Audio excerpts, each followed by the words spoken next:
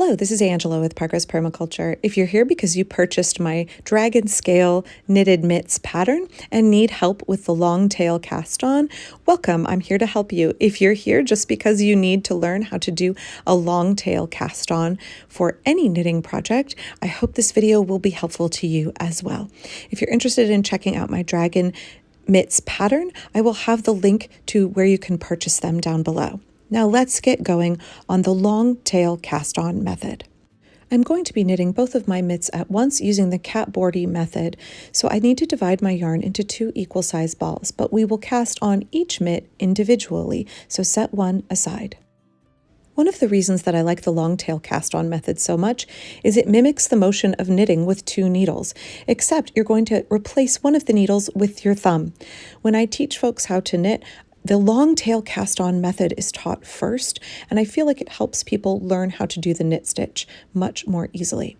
Now we're going to start with a long tail. There are all kinds of calculations for how long to make your tail. I typically give 4 inches plus 1 inch per stitch.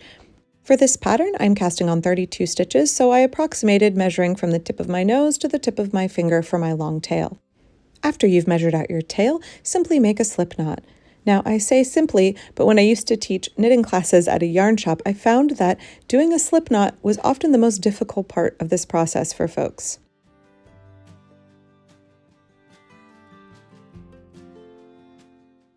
You know you have made your slip knot successfully if you pull your long tail and the loop begins to shrink.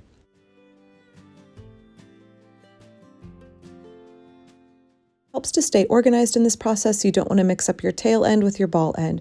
Ball goes on the left and tail goes on the right. Now slide your slip knot onto the needle.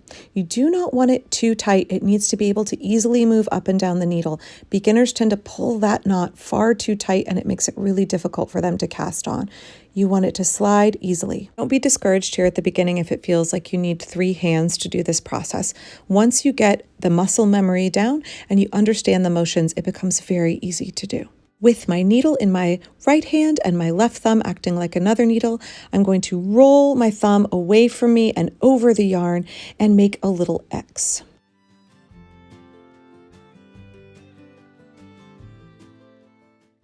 Next, I'm going to insert my needle from below and come up through the loop between my thumb and the X.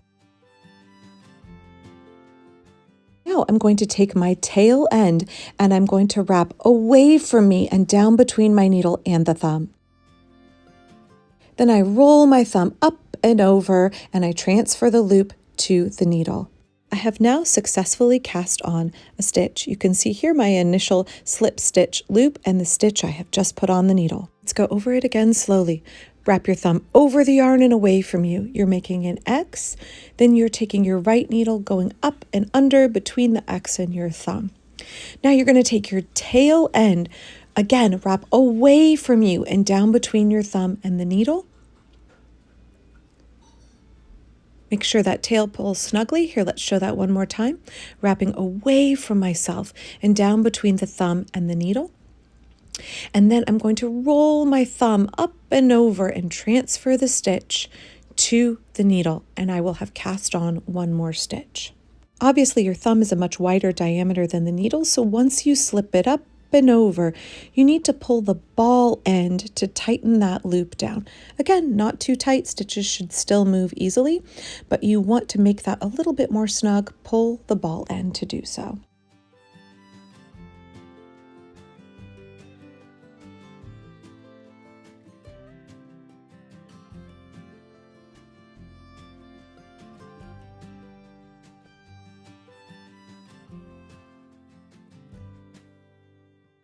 Remember when I said this mimics the process of knitting? When you're knitting, you are moving all of your stitches from your left hand needle to your right hand needle, adding a row, building your piece vertically as you go.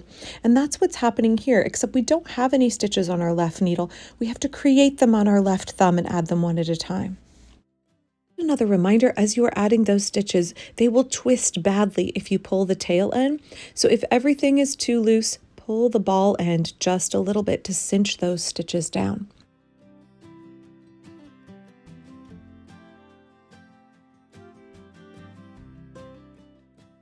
Again, up and over and around with your thumb. Needle goes from below up through the X. Yarn in the right hand goes around and behind between the thumb and the needle. Slide your thumb up and over and add the stitch, pulling that ball end to secure it.